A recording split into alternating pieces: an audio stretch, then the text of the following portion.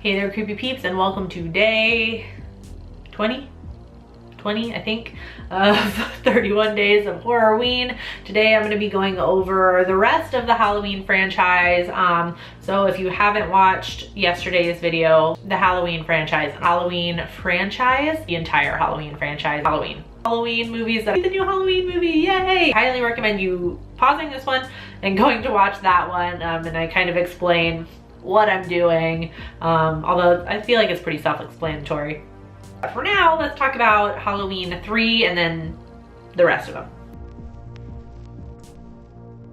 Right, so Halloween 3 came out in 1982. It's titled Season of the Witch. I left it out of the last video just to keep up with the timelines. It was easier to do 4 through 6 all together. That's why this is over here randomly. And it doesn't really matter where I put Season of the Witch because it's the black sheep of the franchise. It has nothing to do with Laurie Strode or Michael Myers. The movie follows Dr. Dan Chalice, who is trying to solve the mysterious death of a patient. Chalice and the patient's daughter Ellie make a connection to Silver Shamrock Novelties, which make extremely popular Halloween masks. The company is run by Mr. Cochran, who is planning to use the masks to resurrect the ancient aspects of the Celtic festival known as Samhain. I personally really like this movie because it was one of John Carpenter's ideas for the Halloween franchise. So rather than following Michael Myers, Carpenter had at one point intended to make the Halloween movies a yearly installment, obviously having to do with the holiday Halloween, but not be related in any way. So this was kind of what he was trying to do. So that's why this one is so vastly different. And while it was a commercial success, the combination of the title, Halloween, and the whole lack of Michael Myers made fans angry, and that's why he returned in 4. I personally would have really loved to see what the franchise would have been like had it been done in that way, where it was different every single time. I don't know. I love anthologies, so that idea sounds really cool to me, and I like Halloween 3. I think it's fun, it's cool. I like that it's the black sheep of this franchise. It's just this random ass movie in the middle of this franchise about Michael Myers. I love it. Link my full movie review of it up here. No, up here. I got it this time, I think. It's up here. I'll link it up there if you want to check it out. I reviewed it last October. It's one of my favorites in the franchise, so it's at number 3. All right, next, we'll go on to the next timeline here. We're gonna jump to Halloween H2O, 20 years later. As the title suggests, and I know it's H20 and not H2O, but I still call it H2O, don't at me, all right? Direct sequel to Halloween 2 and follows Laurie Strode, who has faked her death and gone into hiding and is now a headmistress at a boarding school. So after the success of Scream in 1996, Laurie Strode was brought back to the franchise to kind of revitalize it and give, you know, Michael Myers a platform to be out in the horror universe again. Personally, I think it was a good idea because, you know, they linked Halloween to Laurie Strode in the first 2 movies. Like, it was obvious he was after her because they're related, at least in the second one. And then it just seemed like a letdown with like 4 through 6 not having anything to do with her. So, and it felt more like Scream, you know, how Scream follows Sidney Prescott through the entire franchise. It feels like it works to follow Laurie through this. So I like that they brought her back. I thought that was a good move. I personally have a soft spot for this installment in the franchise because it was actually the first Halloween movie that I ever watched. I watched it was already released on TV by the time I got around to watching it. And I mostly watched it because I have a huge crush on Josh Hartnett, who plays Laurie Strode's son in the movie. It has an awesome cast, or I think an awesome cast. Joseph Gordon-Levitt, Michelle Williams, LL Cool J, and even Janet Leigh makes an appearance in the movie. I don't know, I like this one. I've got a soft nostalgia spot for it. It's really the only installment in the franchise that I feel like a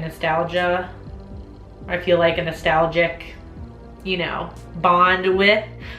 So because of that, I put it at number 4 on my list.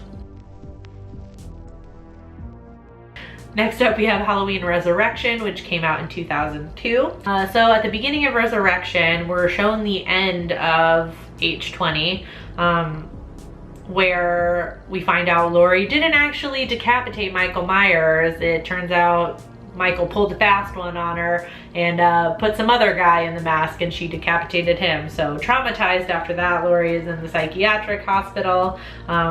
But Michael eventually comes for her, kills her, and then we're following a group of college kids who are filming a reality TV show in the old Myers home.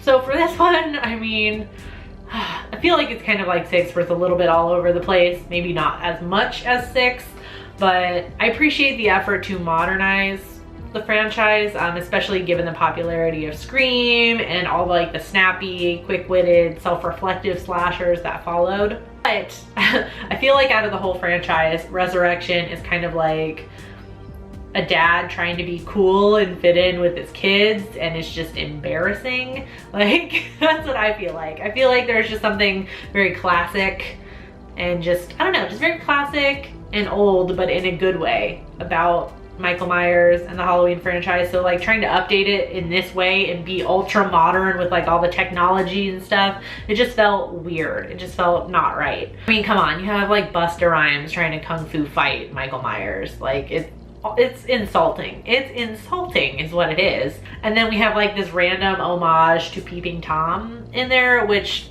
like I get it, because like the whole premise of the reality show is like people are watching it live and then people are dying for real, but they think it's entertainment, and it's like this whole like thing about voyeurism and stuff like that. I get it.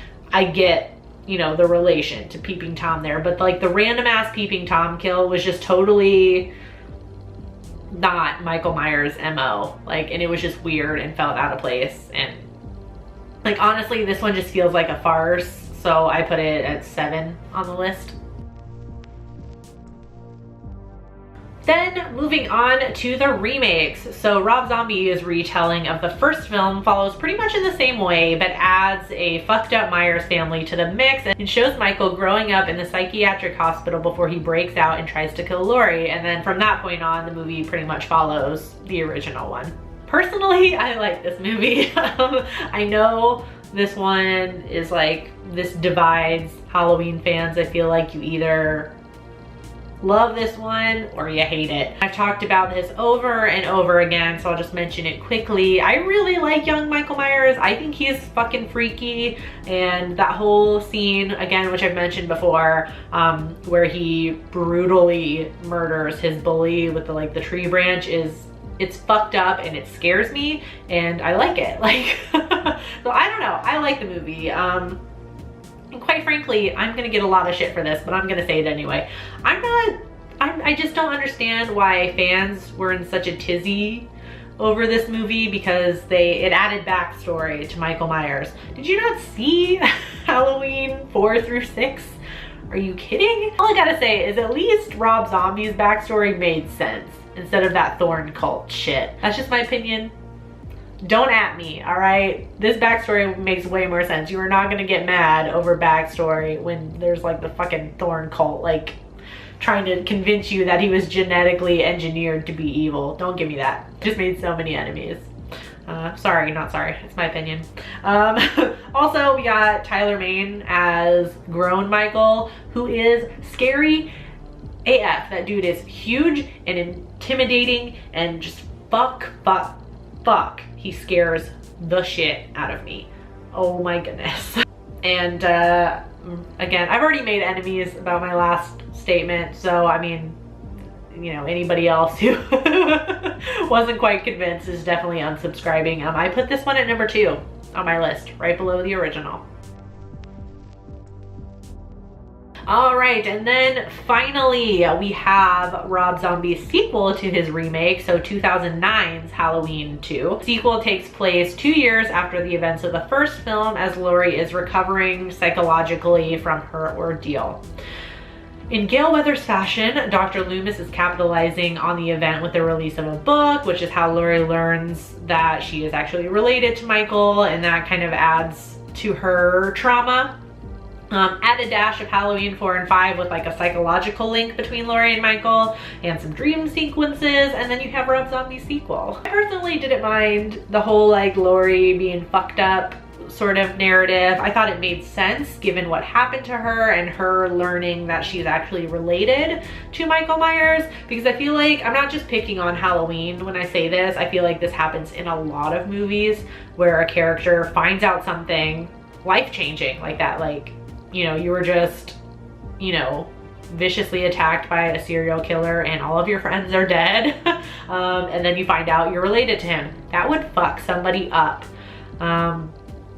And in so many movies, like a character will learn something life-changing like that and it's almost just like they didn't even hear it or something. Like it's almost like a non-reaction, how little they react to this. So I thought it was realistic how she's messed up upstairs over this. Like that's a messed up situation. I did not like, however, the dream sequences, like that whole like 15-minute dream sequence thing with the horse and everything. I was just, no. And I hate saying this because I personally love Sheri Moon Zombie. There's not a character that I don't like her playing. I even like her as Mrs. Myers in the first movie. But dude, you killed her in the first movie, okay? Like, it's okay. You can just not include her in this one. And I know a lot of fans got a little bit upset over this because it felt forced almost, you know, like it's like, can he make a movie without his wife in it for once?